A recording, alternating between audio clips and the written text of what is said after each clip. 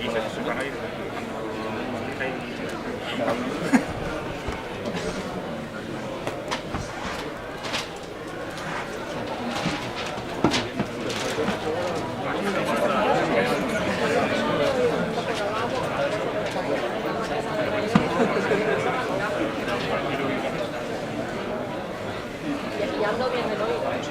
que estuve en el otro vino la semana pasada por un portavoz, y el audio no tenía. Y en la propuesta de los estudiantes,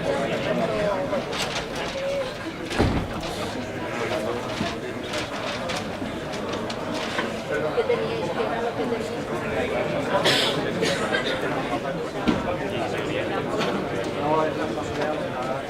Ah, porque tú eres de... Estamos en sitio, David, es que está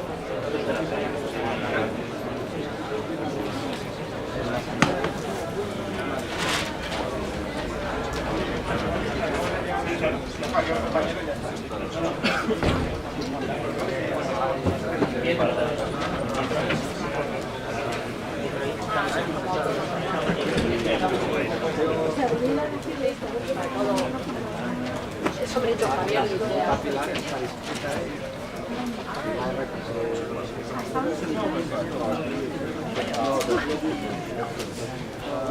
porque yo cogí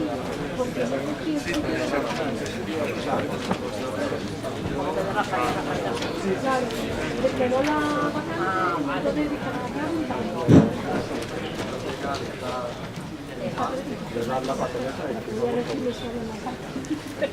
la que está firmada no se falta. Estamos plenamente de acuerdo. Estamos plenamente de acuerdo con lo que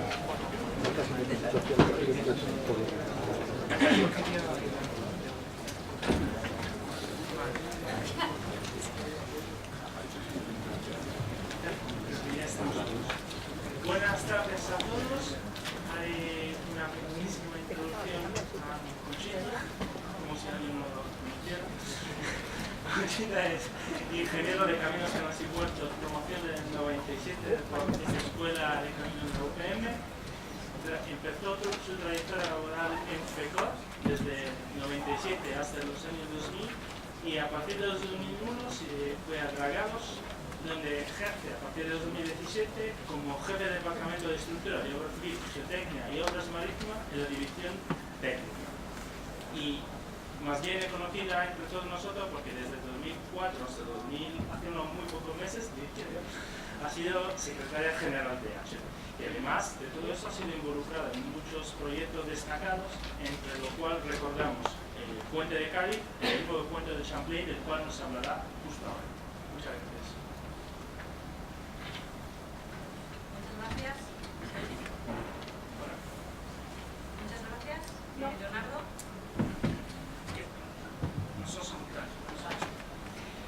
Bueno, buenas tardes a todos. En esta parte de la jornada, en esta tarde, vamos a pasar del proyecto que hemos tenido esta mañana a nuestros grandes maestros y vamos a pasar ahora a una parte más de construcción. Voy a empezar yo hablando del nuevo puente de Champlain en Canadá. La charla va a tener realmente dos partes. Primero yo os voy a contar pues, las características más importantes del puente y un poco cómo está siendo su construcción, que bueno, estamos en ello y está siendo difícil en algunos aspectos. Y luego Manuel Escamilla se va a centrar más en los temas de fabricación de la estructura metálica, que ya veréis que tiene mucha miga. Bueno, pues el nuevo puente de Champlain está en Canadá, como veis, en Montreal, una ciudad al sur de este país, casi en la frontera con Estados Unidos, sobre el río San Lorenzo, que es uno de los grandes ríos de Norteamérica, nace en el lago de Ontario y desemboca en el Atlántico, en el Golfo de San Lorenzo. Y bueno, pues Montreal realmente es una isla en el río San Lorenzo, como veis ahí, y el puente de Champlain pues es el que tenéis marcado con ese círculo, conecta una de las orillas del río con la isla principal, donde está pues, la ciudad vieja, etc. Y muy importante es que este puente, el nuevo puente, al igual que el antiguo, pues pasa por encima del canal de navegación del río San Lorenzo, que es una vía de comunicación fluvial pues, muy importante dentro de Norteamérica. Actualmente hay un puente ya, el puente de Champlain, sobre el río San Lorenzo, es el que tenéis aquí, es un puente de 1962. Es uno de los puentes que tiene más tráfico de Canadá. Quiero recordar que es el que tiene más tráfico concretamente de Quebec y de Canadá.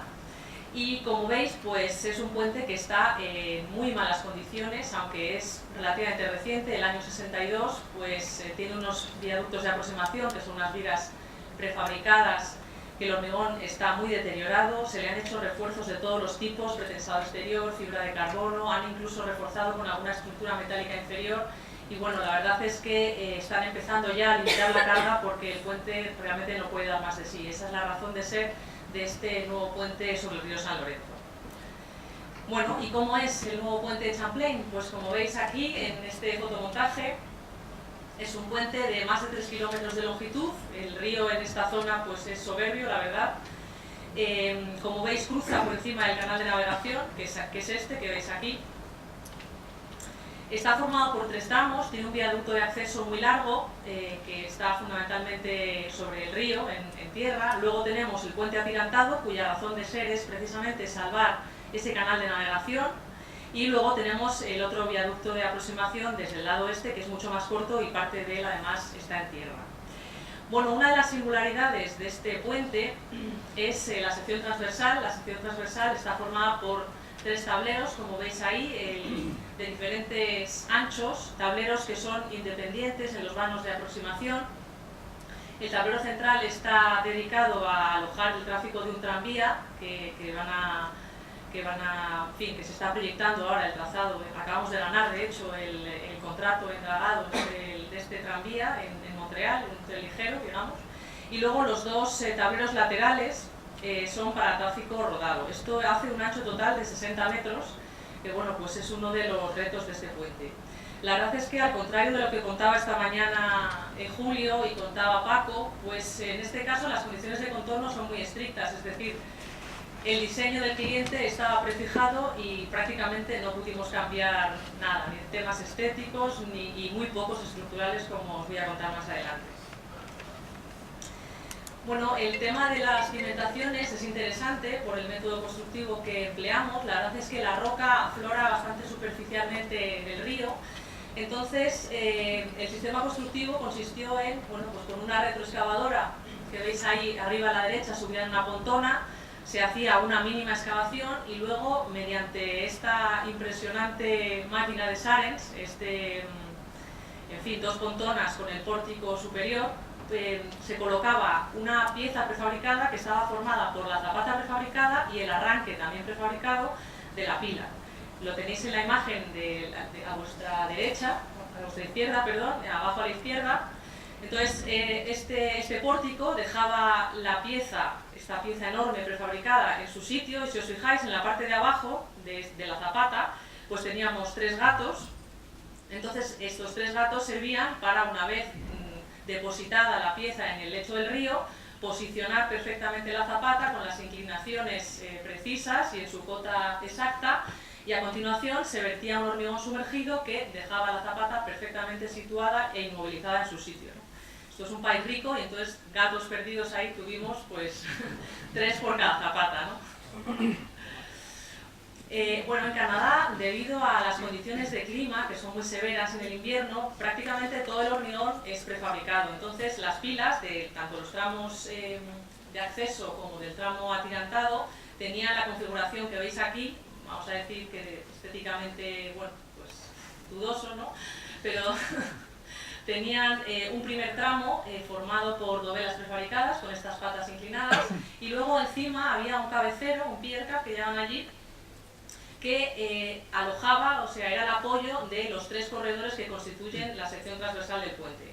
Originariamente, en el proyecto de licitación, esta pieza, este cabecero, era de hormigón prefabricado, pesaba 1000 toneladas cada pieza, y la verdad es que ese ha sido uno de los pocos cambios que hemos sido capaces de introducir en este proyecto, porque veíamos inmanejable pues, utilizar piezas de tanto peso y dimensión. Entonces, propusimos el cambio a hacer unos cabeceros de estructura metálica, y bueno, pues salió adelante.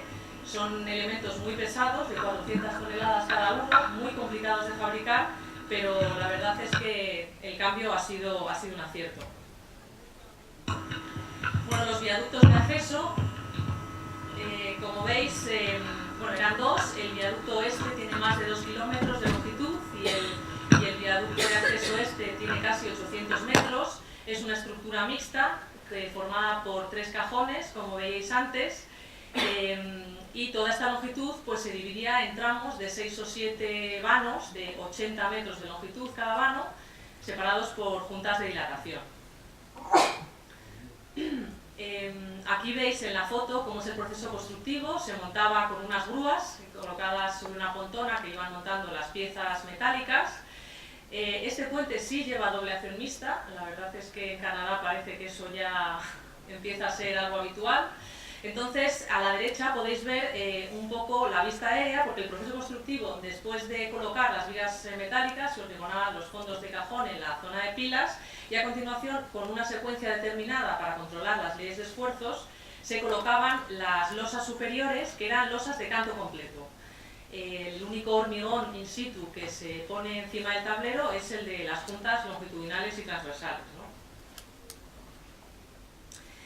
Si pasamos ahora al tramo atirantado, pues tiene la configuración que veis ahí en la pantalla. Tiene una longitud de 528 metros, con una luz del vano principal de 240. Como veis, el mástil no es muy alto, tiene como 170 metros de altura, y la disposición de tirantes es, bueno, tirantes paralelos. Hay 15 familias de tirantes, 15 parejas, con los correspondientes de retenida. Y bueno, la singularidad del tramo atirantado respecto a los viaductos de acceso es que estos 3 tableros que eran independientes, completamente independientes en los viaductos de acceso, en el tramo atirantado forman una única pieza, puesto que están unidos por unas vigas transversales que conectan los 3 cajones. Además, los tirantes pues justo están situados en esas vigas transversales. Bueno, este funcionamiento estructural la verdad es que no, en fin, nos ha dado muchos problemas. No es la forma ideal de configuración estructural de un puente con los tirantes en vigas transversales. Nos está dando muchos problemas en el análisis y en la construcción, pero bueno, era una de las condiciones de contorno, ¿no? Bueno, el mástil tiene 2 partes claramente diferenciadas. Bueno, es un mástil que está pilotado, pero la parte inferior está igual que en las pilas de los vanos de aproximación, formada por dovelas prefabricadas que se conectan con barras y con cables de pretensado. Y esas 2 patas que llegan hasta el tablero se unen con lo que llaman bow tie, una pajarita, que es una pieza prefabricada muy grande que une las dos patas, y a partir de ese punto, justo por encima del tablero hasta arriba, el mástil es de hormigón in situ, y es la zona donde están alojados pues, todos los anclajes superiores de los tirantes. Los anclajes de los tirantes tienen una cierta peculiaridad, y es que, bueno, aparentemente puede parecer que es una silla, es decir, que el tirante pasa a través del mástil, pero no es así. Es una falsa silla. Los tirantes son de DSI, de Dividac, y bueno, es una pieza metálica que efectivamente atraviesa el mástil, y lo que tiene es unas terminales donde se colocan los anclajes pasivos, tanto de los tirantes de retenida como de los tirantes portantes. Bueno, ¿y cómo fue el proceso constructivo? Pues para los vanos de retenida, la construcción fue con unas torres de apeo provisional. Esto ya, como veis en las fotos, lo tenemos terminado. Se colocaban con grúa las vigas metálicas sobre estas torres de apeo provisional. A continuación se hormigonaba la losa de fondo y se rellenaba el cajón metálico de hormigón, porque para constituir una retenida eficaz de todo el vano principal era preciso darle peso, y por lo tanto se rellenaba con hormigón el cajón. Intentamos cambiar estos vanos de retenida a hormigón, lógicamente, pero no, ya comentaba que fue muy difícil introducir cualquier cambio, ¿no? Además, no sé si antes se ha visto, a ver si me voy para atrás, en la sección transversal, los corredores norte y sur no son exactamente iguales. El corredor norte es más ancho que el sur, lo cual hace que el puente transversalmente esté siempre desequilibrado. Eso fue otro de los cambios que introdujimos, pues estabilizar y equilibrar transversalmente la pieza. Entonces el corredor sur siempre lleva una parte adicional, un relleno extra, digamos, de hormigón para equilibrar transversalmente cada dovela. Bueno, el vano principal se construye por el método de avance voladizo. Las primeras dovelas no tenían tirantes, no están unidas además los tres tableros entre sí. Entonces, en el proyecto originariamente había unos tirantes provisionales que nosotros decidimos sustituir por esas piezas metálicas que van apoyadas en el suelo, esas piezas triangulares que llamaban delta frame, porque no queríamos condicionar la colocación de las primeras piezas del tablero, el avance, digamos, a cómo fuera el mástil de avanzado en el momento de la colocación de estas piezas. Una vez colocadas estas tres piezas, pues ya comienza el proceso constructivo estándar de colocación de la dovela tipo. Las dovelas tipo son piezas de 12 metros de longitud y 60 metros de ancho, es decir, son los tres corredores más las vigas transversales que los unen. Tienen un peso de entre 850 y 900 toneladas porque se izan con las losas de hormigón colocadas, y solamente en altura se hacen las tareas del hormigonado de las puntas longitudinales y transversales. Bueno, para colocar estas grandes dovelas, pues uno de los condicionantes principales fue cómo llevar las dovelas a su sitio, puesto que no podíamos afectar de ninguna forma el canal de navegación, una vía, como decía, muy importante para el tráfico fluvial. Bueno, entonces para ello pues se idearon un sistema algo complejo, digamos, de montaje de las dovelas, en el que participaban pues estos tres elementos: el MLB, el Movable Lifting Beam, que llaman, un trolley, que es este carrito que está aquí rodeado en azul, que va circulando por debajo del tablero, y luego el Dynamic Lifting Frame, que es, digamos, el pórtico que coloca las piezas, ¿no? Entonces, ¿cómo es el montaje? Bueno, pues esta viga que es la MLB, digamos, que se ve en esta foto aquí abajo, pegado al mástil, se encargaba siempre de coger las dovelas en el mismo punto, junto al mástil, cogía la carga y avanzaba lo suficiente como para salvar la estructura metálica del delta frame, y una vez que estaba ya en una posición donde se había salvado esa estructura metálica, le pasaba la carga al trolley system, que es el carrito este, que circulando con un sistema de cremallera por debajo del tablero llevaba la dovela hasta la punta del voladizo. Y en la punta del voladizo estaba el Dynamic Lifting Frame, que cogía la dovela y la ponía en su posición, con su inclinación, en fin, con toda la precisión necesaria, puesto que contaba con unas unidades de izado muy potentes, ¿no? Bueno, se va avanzando en el proceso constructivo del vano atirantado. Ahora mismo vamos por la dovela, acabamos de terminar la 3 y son 15. Entonces, a medida que se van colocando tirantes en el vano principal, se van colocando los tirantes de retenida en el backspan, que ya estaba terminado el tablero pero sin tirantes. Y entonces, a medida que el backspan iba teniendo los tirantes colocados, pues ya no eran necesarias las torres de apeo provisional y se van retirando con una determinada secuencia. Bueno, un poco para que os hagáis idea del contexto de esta obra, pues es el típico contrato de participación público-privada, la propiedad es Canadá, y el cliente es una concesionaria que está participada por las mismas empresas que la autoconstructora, que es Dragados, Flatiron, que es una filial de Hochtief en Estados Unidos, y la canadiense SNC Lavalin.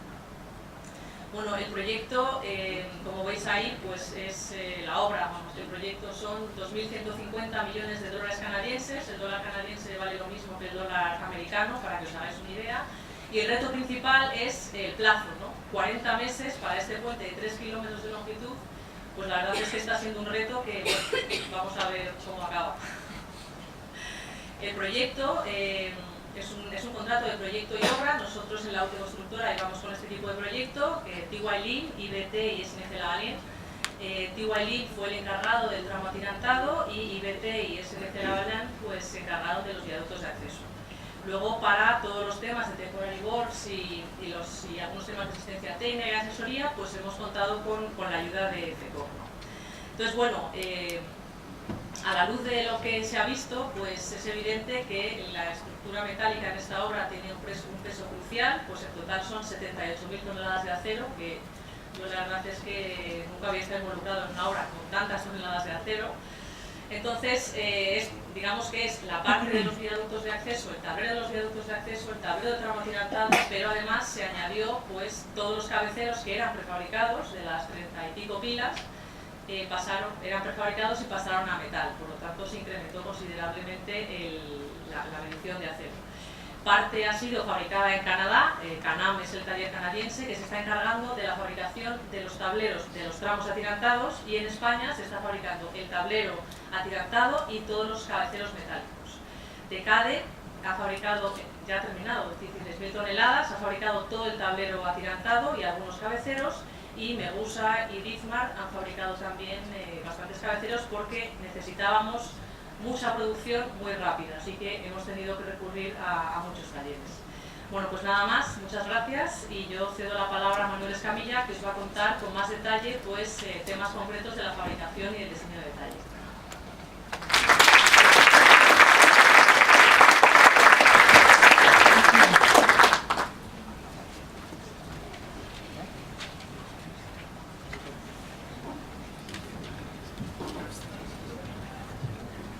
Muchas gracias, Conchita. Mientras tanto, presento brevemente a Manuel, que es ingeniero de caminos por la Universidad de Granada, promoción de 2002, y comenzó tu trayectoria laboral en 2001 en ACL en Cádiz, y después de 2004 pasó a Dragados y finalmente la oficina de Carlos Fernández Caza. A partir de 2013 hasta 2017 trabaja como ingeniero en obra civil en Caltro, y en 2012 funda Content, donde es actualmente consejero delegado.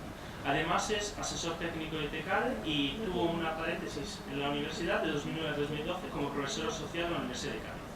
Y finalmente cabe destacar su participación, además de muchos puentes, principalmente también en asociaciones, entre la cual la Working Commission 2 de la IAPSE sobre estructura metálica, de madera y mixtas. Muchas gracias. Muchas gracias, Fernando. Bueno, pues empezar dando las gracias a H por invitarnos a esta sesión y darle la enhorabuena por el cambio de nombre y que no ha sido más que contratar ya una realidad, ¿no? Que era una asociación que trascendía el hormigón. Para mí, que estoy aquí hoy representando a TECADE y a Content, pues lógicamente la nueva denominación nos parece mucho más aceptada. Y bueno, muchas veces, como sabe Conchita, siempre que llamaba a los caminos para pedirle participación, pues ellos decían, ¿cómo voy a ayudar a una asociación de hormigón? Bueno, pues ya lo tenemos más fácil, ya no tiene esa excusa. Os voy a contar un poco brevemente antecedentes de TECADE. TECADE es una empresa familiar que tiene ya más de 30 años de historia en la fabricación de estructura metálica. Tiene básicamente dos líneas de negocio, la obra civil y esencialmente los puentes, y luego todo el tema de offshore, tanto en oil and gas como en energía renovable. Algunas realizaciones singulares de puentes, pues el puente de Lanjarón, la remodelación del puente móvil de Valencia para adaptarlo a la Fórmula 1, el puente Infirnas de Córdoba sobre el río Guadalquivir, que fue quizá uno de los más difíciles en lo que a geometría y proceso constructivo pues ha desarrollado la empresa por la complejidad casi escultórica del diseño.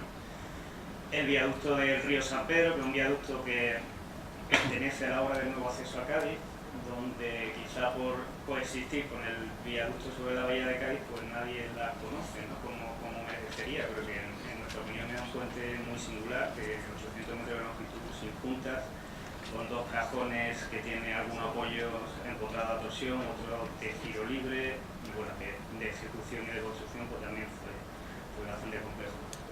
Y un poco la joya de la corona pues es el puente de Cádiz, donde TECADE se encargó de realizar la estructura metálica del tablero del tramo atirantado y también los armarios de anclaje de los tirantes en la torre. Y bueno, ahí veis un poco el parque de montaje que montó TECADE allí a pie de obra, que fue realmente una proeza para la empresa.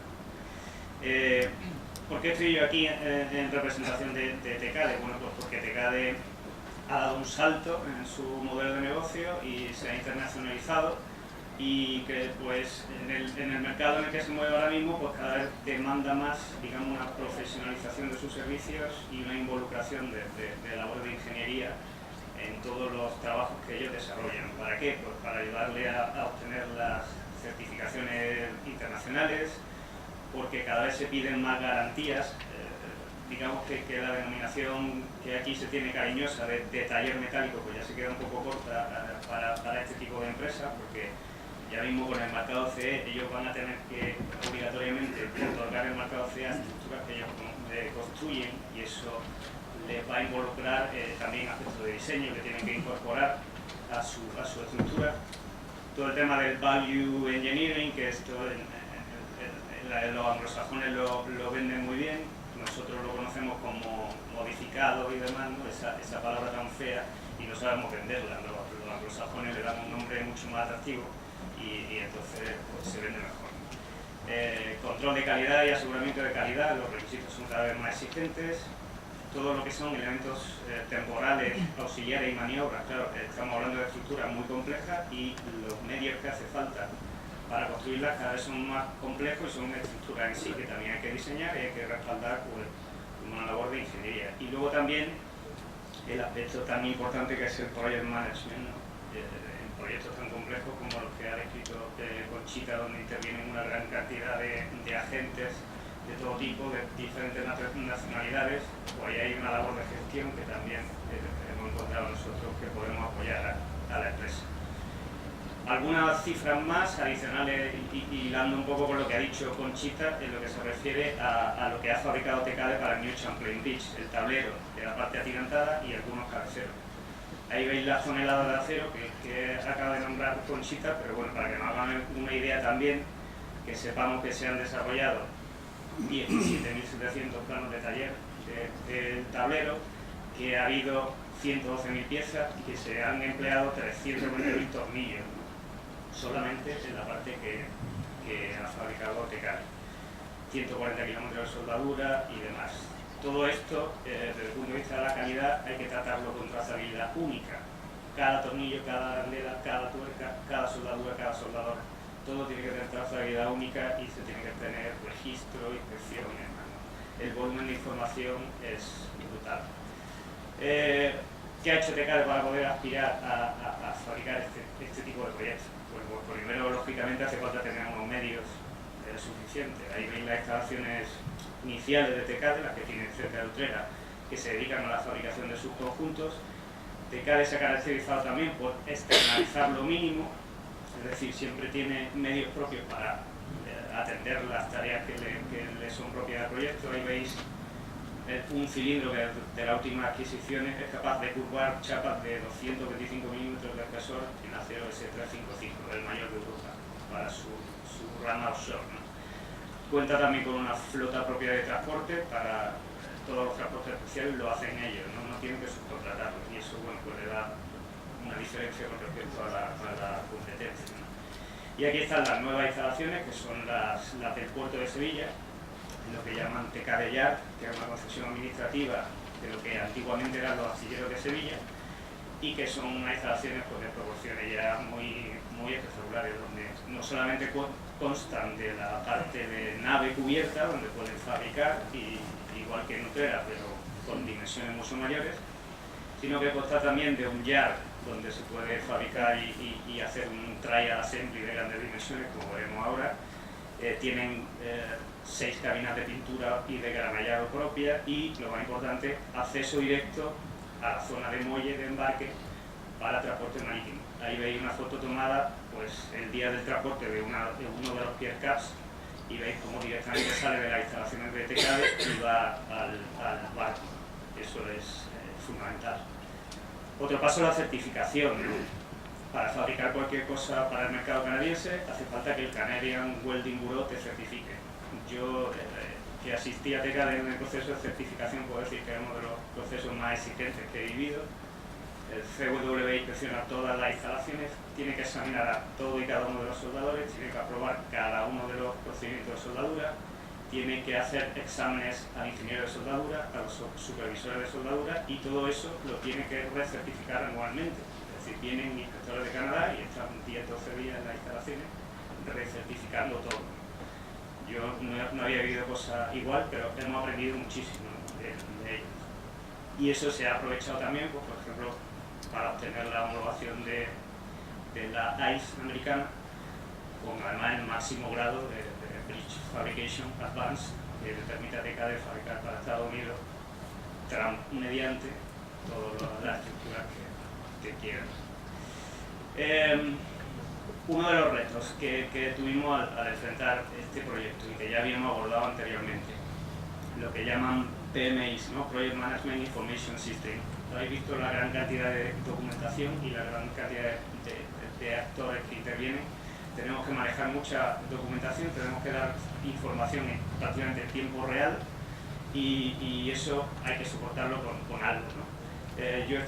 Mi primera iniciación con este tipo de sistemas la viví en el viaducto de Luya, donde Dragados puso un gestor documental para todos los planos de taller, porque se fabricó en 5 talleres diferentes y claro, tenían el mismo problema, ¿no? En Cádiz diseñamos, donde éramos parte de la asistencia técnica, un sistema que bueno, fue un avance, nos permitía tener de un pantallazo pues, el estado de cada dovela de fabricación, si había alguna no conformidad, si había algún incidente y además pues digamos que todo lo que eran informes de inspección y demás se automatizaron vía plantilla y email, de manera que el inspector pues iba hacia la inspección y antes de irse a la oficina pues mandaba un email con los resultados que se cargaba automáticamente. Si había algún defecto se enviaba un email automáticamente a los responsables y bueno, fue un primer avance un poco rudimentario, pero bueno, sirvió. En el caso del Ford nos llamó Dragados a Carlos Fernández Casado para que también le echáramos una mano para gestionar toda la fabricación de la estructura metálica que iba a tener lugar en China, en Reino Unido y en España, y perfeccionamos un poco el sistema y desarrollamos lo que llamamos Pontifex, que ya es una herramienta mucho más potente que permitía, pues, digamos lo que hacíamos en Cádiz, pero ya vía web y votando desde cualquier sitio del mundo teníamos una información inmediata y automatizada. Por ejemplo, todo el tema de aprobación de materiales. Imaginaos la cantidad de certificados de materiales que se recibían y que en teoría había que inspeccionar y aprobar, ¿no? Bueno, pues eso todo lo programamos y lo automatizamos para que fuese inmediato. Y era algo que preocupaba al cliente, pues bueno, toda la procedencia china y de sitios un poco sospechosos que había.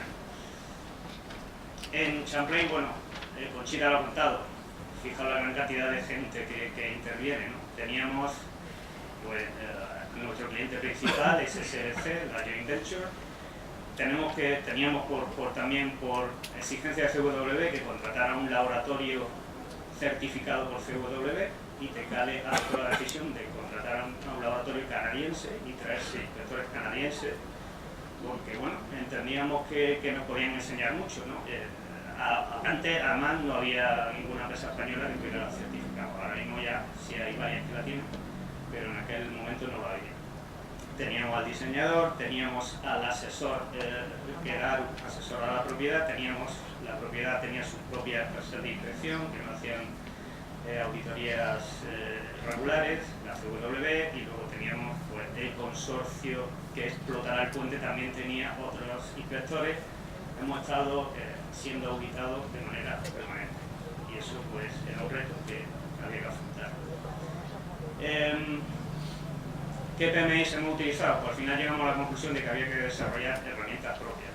Necesitábamos un sistema BIM, que está tan de moda ahora mismo, pero ninguno de los sistemas BIM que existen en el mercado pues nos cubría nuestras necesidades. ¿Por qué? Porque teníamos piezas alabeadas, piezas de geometría muy compleja, gran cantidad de elementos y ahora mismo pues, las herramientas BIM no nos permitían desarrollar eso.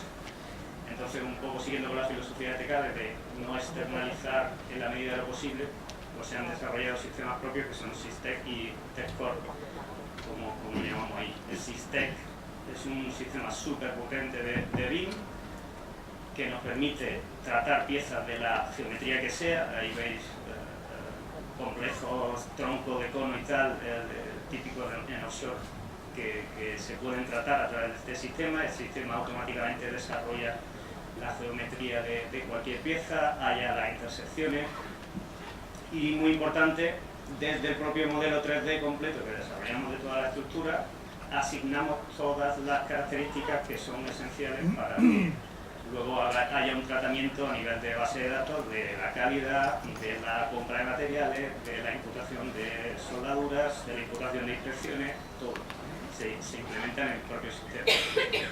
Ahí veis un ejemplo de la viga longitudinal. Cada elemento está dibujado con verdadera magnitud, cada soldadura está dibujada con verdadera magnitud, cada preparación de bordes, cada tornillo, cada perno. Y además el sistema ya tiene asignado su número único. El sistema propiamente impide que haya número único repetido. Y fijaos toda la información que le asignamos a cada pieza. El número único, prioridad, tipo de inspección de calidad que hay que asignarle, categoría, tipo de material. Es decir, nuestras órdenes de compra salen directamente del sistema del modelo 3D, nuestro plan de inspección y ensayo sale directamente del modelo 3D y no tenemos que hacer un post-tratamiento que sería tiempo y al final dinero. Ahí veis, por ejemplo, el ejemplo de una soldadura longitudinal. Fijaos toda la cantidad de información que implementamos dentro del sistema del modelo 3D. Cada soldadura está definida, en qué posición se va a soldar, dónde se va a soldar, con qué procedimiento de soldadura aprobado hay que soldarla, si hay que amolarla, si use respaldo, en fin, todas las informaciones que nos hacen falta y que incluso ya avanzando en la programación pues hemos logrado que haga los encajes de chapa, el nesting, lo hace automáticamente el programa, de manera que como diferencia entre tipos de acero y accesorios, pues nosotros le podemos decir qué chapa, de qué dimensiones queremos sacar esa pieza y el programa hace con algoritmos de optimización el encaje automáticamente. TechCore es una herramienta más modesta que únicamente nos servía de gestor documental y bueno, nos permitía mantener esos 17.000 planos de taller vigentes y con accesibilidad. Tened en cuenta que TechCore ha llegado a tener 670 personas trabajando en el proyecto. Necesitábamos que esas personas tuvieran acceso al plano de taller vigente sin necesidad de hacer una copia controlada de cada una, sino a través de un acceso seguro a una base de datos. Y luego otra herramienta que sí son comerciales que hemos utilizado pues para que todo el mundo tuviera acceso rápido y fácil.